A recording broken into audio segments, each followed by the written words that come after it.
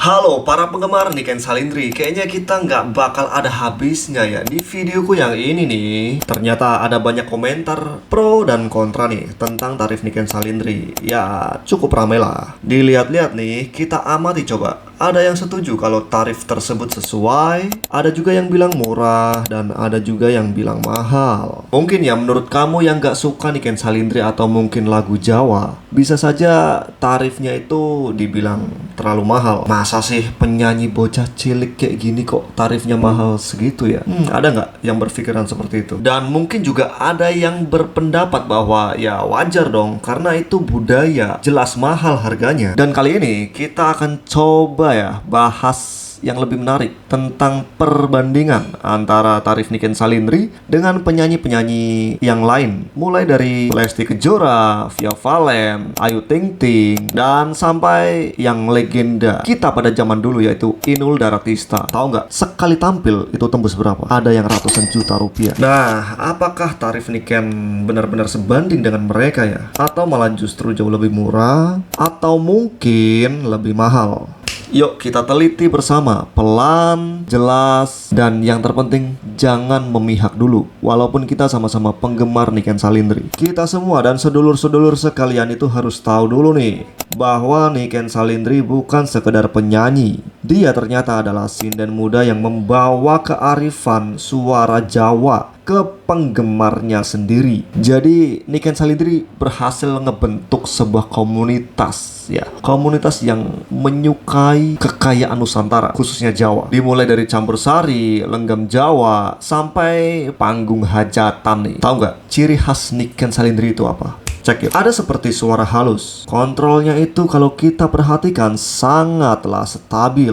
Kalau kita lihat dia tampil nih di video ya, kalau aku pribadi ngelihatnya itu kayak hebat banget loh. Bocah nih yang kita anggap bocah bisa perform sedemikian rupa. Aku yang sudah lama tidak mengikuti lagu-lagu Jawa sampai kayak hidup kembali nih. Jadi suka lagi dengan performance yang membawakan Jawa. Kemudian ciri khas Niken selanjutnya adalah bawaannya di panggung itu sopan, anggun, dan bukan model hura-hura gitulah. Serta dia itu punya khas di identitasnya yang sudah jelas. Budayanya kuat. Tentunya kita semua sependapat dong bahwa ini bukan hanya tentang musik ya, tapi lur, cita rasa Jawa. Soal perdebatan kita nih di awal, dari beberapa berita yang memuat tarif manggung Niken Salindri, mungkin mulai dari yang paling rendah hingga yang paling tinggi, dari hajatan hingga yang besar atau kota-kota. Ya tentu bisa lebih tinggi tergantung lokasi dan fasilitasnya dong. Dan biasanya paket atau harga yang dicantumkan itu sudah lengkap dengan grup ya, satu grup kayak gamelan dan sampai player musik yang mendampinginya. Jadi angka tersebut itu tidak hanya ngebayar Niken Salindri atau penyanyinya saja. Itu tadi satu ekosistem dapat semua. Ya ada bagian-bagian masing-masing lah. Itu kembali lagi ke manajemennya. Kalau kita lihat nilai dari paradigma atau sudut pandang yang lebih spesifik nih, Niken bukan hanya jual lagu loh ternyata. Niken itu jual budaya, jual suasana, dan nilai estetika. Harga itu bukan sekedar angka, itu adalah kelas pertunjukan. Nah, ini nih bagian yang sering kali jadi perdebatan. Kita coba cek ya. Aku coba buat nih, ada 3 kolom yaitu penyanyi, tarif manggung, dan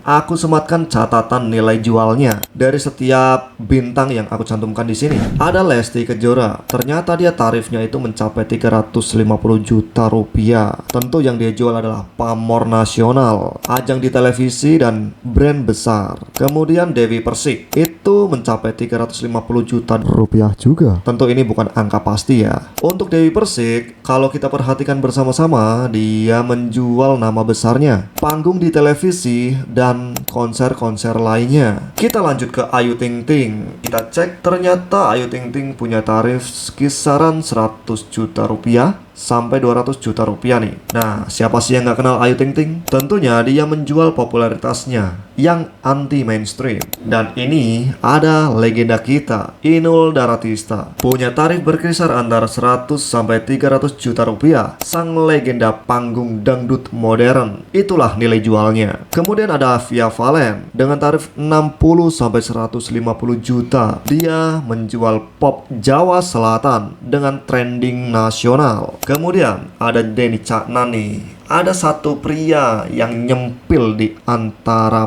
para wanita. Ternyata Denny Caknan ini punya tarif 80 sampai 130 juta rupiah. Raja pop Jawa kontemporer, itu nilai jualnya. Dan yang terakhir ada Niken Salindri, idola kita semua yang sedang kita bahas di sini. Ternyata nilai jualnya yang kuat ada di budaya Jawa serta segmen lokal kultural. Punya tarif antara kurang lebih 45 juta sampai 85 juta rupiah. Dan aku ingatkan lagi, itu bukan angka pasti semua. Oke ya. Sekarang mari kita lihat poinnya. Niken tidak ada di kelas terendah, juga tidak ada di kelas paling tinggi ya. Itu secara tarif. Ya itu tadi tentu belum mencapai puncak tarif seperti Lesti ataupun Dewi Persik yang sudah ratusan juta rupiah setiap kali perform. Dan ternyata idola kita Niken Salindri itu ada di tengah-tengah ya, di antara para idola yang teman-teman sudah lihat di layar. Apa sih yang membedakan? Ternyata ada pada segmentasinya. Seperti dangdut nih, memuat massal, nasional, dan televisi ya kan? Dan kalau ke segmen pop Jawa, yaitu viralitas, merakyat, dan fokusnya Niken Salindri kalau kita perhatikan itu ada di sinden atau campur sari yang memuat kultural, intim, dan tentunya lokal tapi bernilai tinggi. Ya, disinilah yang sering disalahpahami. Banyak orang nih yang mengukur harga seni dari popularitasnya saja, ya, bukan dari nilai budaya. Jangan seperti itu. Padahal Niken Salindri sendiri tidak hanya menghibur, dia juga melestarikan bentuk seni pertunjukan Jawa yang kalau tidak dihargai bisa saja hilang.